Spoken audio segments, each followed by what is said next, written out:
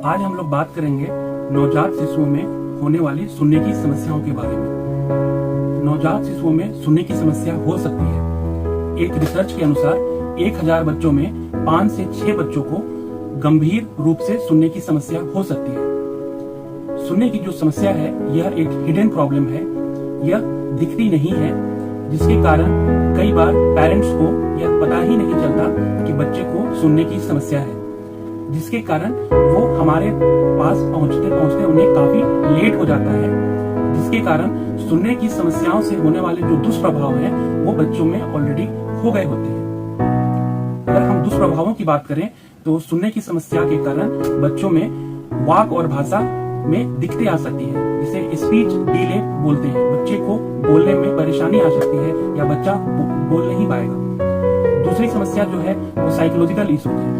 बच्चों में काफी साइकोलॉजिकल इश्यूज भी आने लगते हैं। उनकी जो एकेडमिक स्किल्स है वो भी काफी पुअर हो जाती है और जिसके कारण बाद में उनकी जॉब अपॉर्चुनिटीज भी काफी कम हो जाती है। अगर इन दुष्प्रभावों से बच्चे को बचाना है तो इसका एक सबसे जो सरल उपाय है वो है कि हम नवजात शिशुओं की जन्म लेते ही उनके सुनने की जांच अवश्य करवाएं। अगर हम ऐसा करते हैं तो हमें काफी अर्ली स्टेज में ही अगर पता चल पाता है कि बच्चे को सुनने की समस्या है तो उसकी इलाज भी जल्द से जल्द स्टार्ट हो जाएगी, तो सुनने की समस्याओं से होने वाले दुष्प्रभावों से को रोका जा सकता है। Joint committee of infant hearing JCIH 2019 के अनुसार 1 महीने के अंदर अंदर बच्चे की हियरिंग स्क्रीनिंग हो जानी चाहिए, सुनने की जांच की स्क्रीनिंग हो जानी चाहिए। 2 महीने के अंदर अंदर यह कंफर्म हो जाना चाहिए कि बच्चे को सुनने की समस्या है या नहीं है। अगर सुनने की समस्या है तो उसकी सीवियरिटी क्या है, उसकी गंभीरता क्या है, ये भी पता लग जाना चाहिए। और 3 महीने के अंदर अंदर अगर बच्चे को सुनने की समस्या आती है तो 3 महीने के अंदर अंदर उसकी इलाज भी स्टार्ट कर दी जानी चाहिए। अब हम बात करेंगे सुनने की जांचों के बारे में।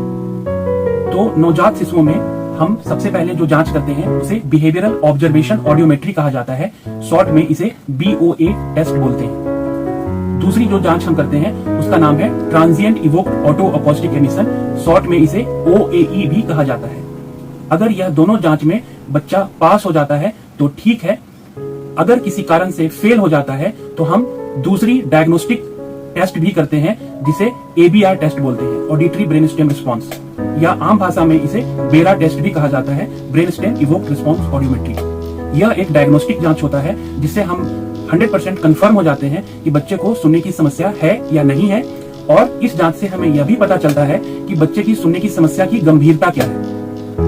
अगर बच्चे को सुनने की समस्या आती है तो हम बच्चे की सुनने की समस्या का इलाज भी स्टार्ट कर देते हैं एम्प्लीफिकेशन डिवाइसेस की मदद से और स्पीच एंड लैंग्वेज थेरेपी की मदद से।